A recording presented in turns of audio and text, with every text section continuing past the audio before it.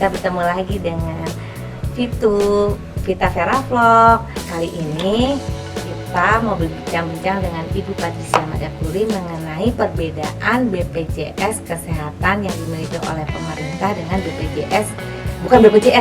dengan asuransi swasta. Saya mau tanya lagi, kalau sekarang ini kan pemerintah itu untuk kesehatan itu sudah punya BPJS, BPJS Kesehatan. Nah, itu kan udah bagus nih. Semua rumah sakit yang bagus wajib punya berapa persen menerima berapa pasien persen BPJS. ya.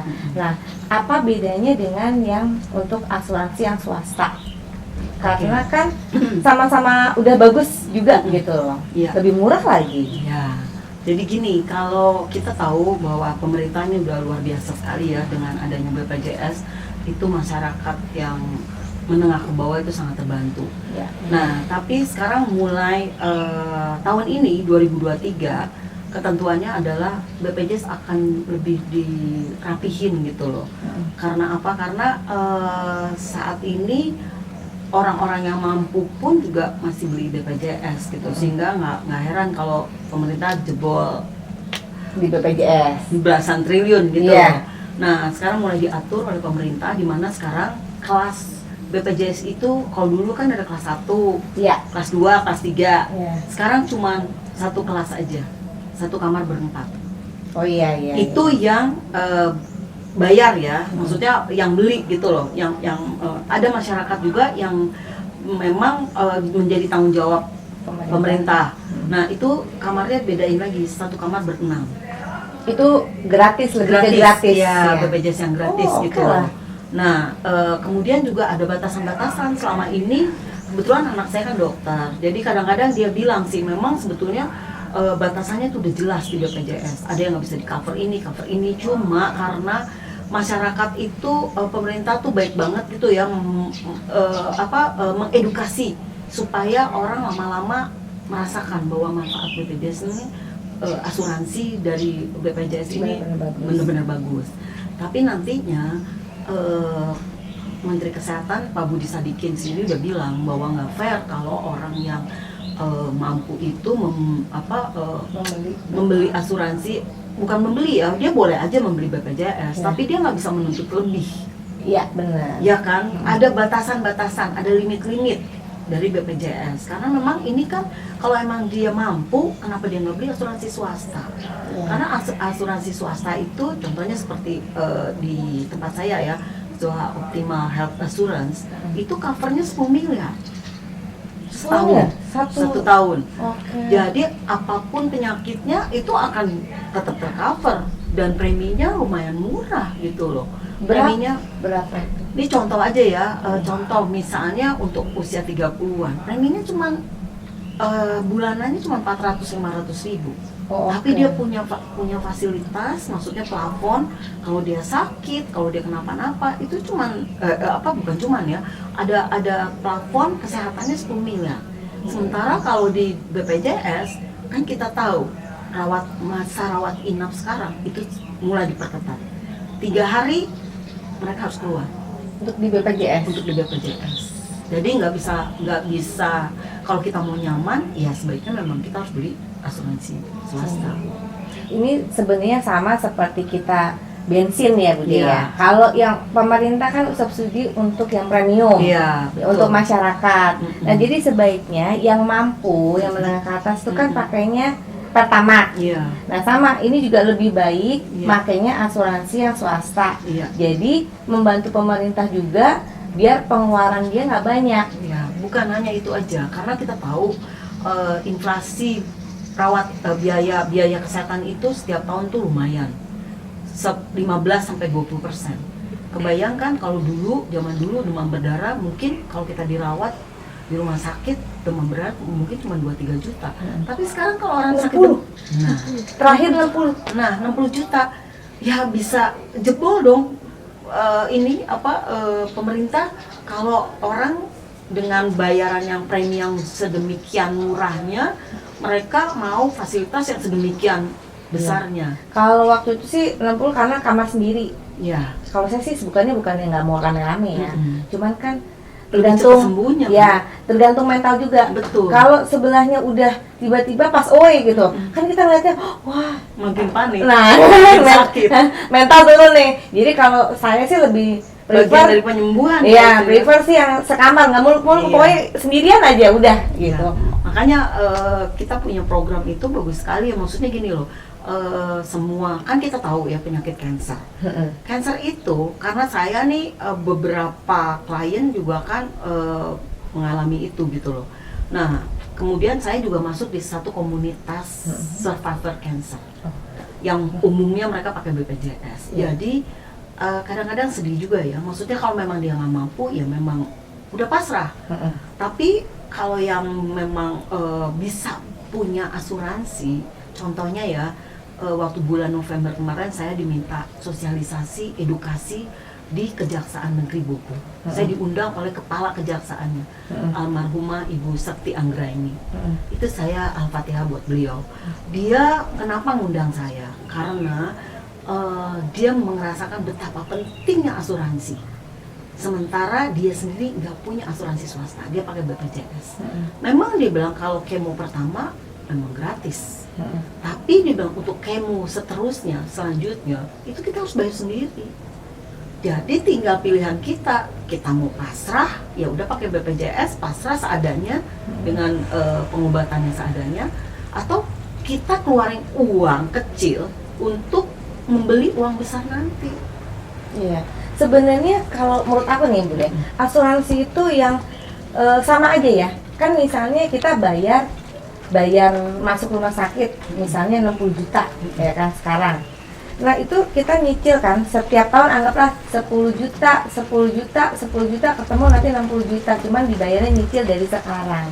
Kalau menurut aku sih menghitungnya begitu gitu loh. Jadi sebenarnya nggak apa-apa. Terus juga sekarang gini, misalnya kita nggak ikut BPJS, tapi banyak dong beberapa orang yang pasti nggak mungkin dia pengennya yang coverannya lebih tinggi, nggak mungkin yang biasa aja berobat keluar, kan pasti biayanya nggak mungkin 60 juta, bisa ratusan juta juga. Nah, mendingan nyicil dari sekarang, hitungannya gitu, bener nggak Bu ya? Jadi nyicilnya malah kecil banget. Nah, ya anggaplah misalnya 500.000. Jangan deh, kalau keluar negeri itu kan paling nggak MM-an tuh, paling nggak tinggal usah deh 500 juta gitu ya. Kita 50 juta aja udah dapat yang paling bagus nggak Bu De? Iya dapat banget. Nah makanya anggap aja nyicil 50 juta. Masa kedepannya kan pasti kepake. Iya, Kalau asuransi kesehatan pasti kepake kan Bu De ya? Pasti. Jadi kalau aku sih ngeliatnya gini, untuk menyiasati tadi biaya kesehatan yang semakin meningkat. Contoh demam berdarah 60 juta.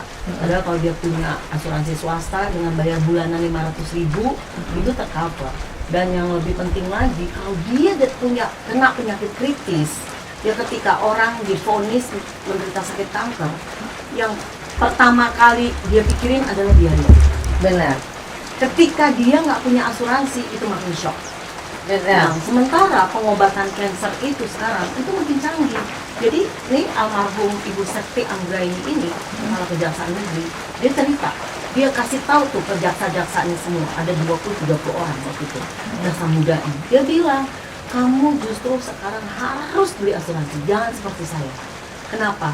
Karena pengobatan setelah kemo itu, treatment cancer, kan kalau kemo itu kan semua sel-sel kan yang bagus pun juga dibikin rusak kan. Iya benar. Nah, pengobatan yang sekarang ini adalah imunoterapi dan itu 2 miliar. Saya sih bisa jual rumah saya dibilang, tapi kan saya masih punya anak-anak. Nah, saya sesalkan itu tadi, kenapa saya nggak punya asuransi? Karena teman-teman yang lain dari 400 komunitasnya dia waktu itu ada 400 kanker paru, itu 80%-nya udah pasrah karena dia cuma punya BPJS. Tapi yang 20%-nya ini mereka padahal bukan orang kaya, tapi dia punya asuransi.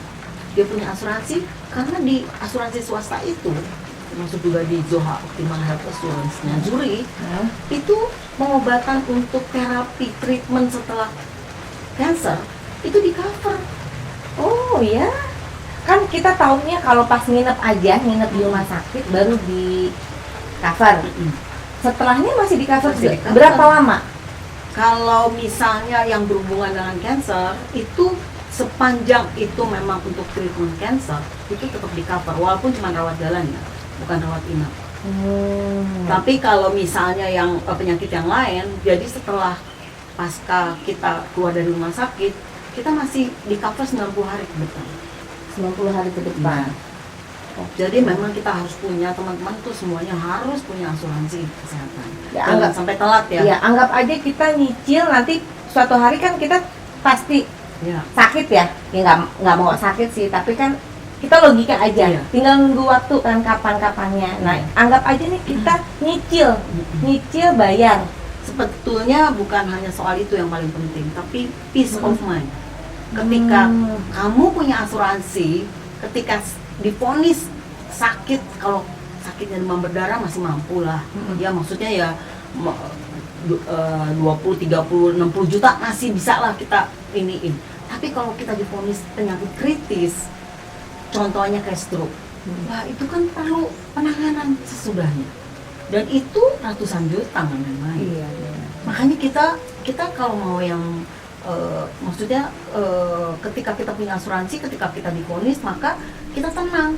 Jadi itu bagian dari healing, bagian dari pemulihan. Tapi benar-benar. Jadi kita cuman fokus sama yang sakitnya aja. Kita udah nggak fokus ke biaya lagi. Jadi lebih tenang, lebih enak, Nggak bikin stres. benar. Kita harus bisa milih malah dokter mana yang terbaik, rumah sakit mana yang terbaik. Coba kalau kita nggak punya asuransi, kita bingung gitu loh. Buat biayanya aja kita pusing.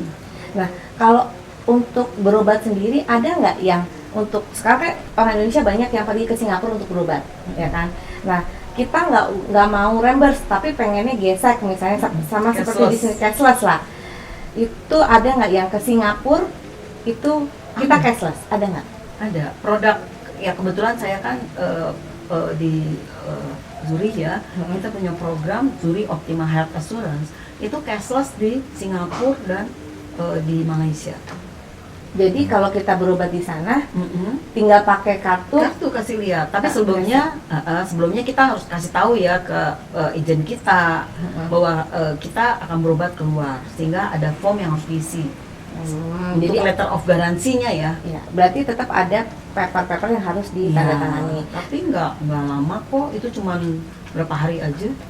Oke, jadi sebelum berangkat ke luar negeri, kita isi Harus dokumen, kasih tahu. kasih tahu, isi dokumen, baru Betul. kita berangkat. Nah kalau nggak salah sih Zuri salah satu yang cashless ya di luar. Oh, salah satu ya. Nah, untuk penyakit itu kan ada yang dia rawat inap dan nggak rawat inap. Kalau rawat inap itu udah jelas lah di cover. Nah, gimana yang nggak rawat inap untuk di Singapura kan kayak misalnya operasi-operasi ringan, kalau di sini aja udah nginep ya, di Indonesia nginep. Tapi kalau di luar negeri sehari pulang kok. Nah, itu di cover nggak? Nah sekarang gini, memang tiap negara kan beda-beda ya. Kalau di Indonesia kita cenderung mereka rawat inap ya. Nah kalau di mana di luar Singapura, di Singapura ya terutama ya, di Singapura tuh kalau dipikir memang dia baik-baik aja dia suruh pulang. Tapi sepanjang itu ada rekomendasi dari dokternya, itu pasti di cover. Oh, jadi biarpun nggak nginep, tapi Contohnya kayak kemo kan nggak perlu nginep. oh iya. Oh, itu di cover ya. Di cover. Jadi biarpun nggak nginep, kalau di luar negeri tetap bisa. Di sini pun juga sama. sama juga ya. Oh, gitu. Seperti itu. Enak kan kalau Iya. kita tahu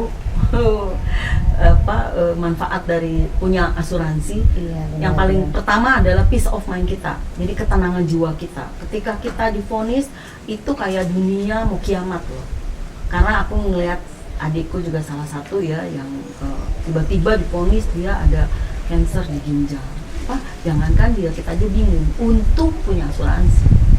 Sehingga kita bisa milih dokter mana yang cocok, dokter mana yang terbaik. Jadi kita cuma milih yang the best, Iya, bestnya. the Tinggal best. tinggal milih mana the best dokter, tempat-tempat yang the best mana, kita langsung pergi berobat dengan Iya. nggak stres. Iya. Dan nggak stres, tadi peace of mind, punya pilihan kayak gitu. Yang ketiga ya pasti keluarga juga happy karena nggak perlu ngeluarin uang. Iya. Semuanya cashless kok. Oh iya, Kalau misalnya nih kita ke Singapura, mau ke Singapura kan biaya ya naik pesawat, masih boleh nggak sih diongkosin? Ya enggak lah. Oh kali aja ada.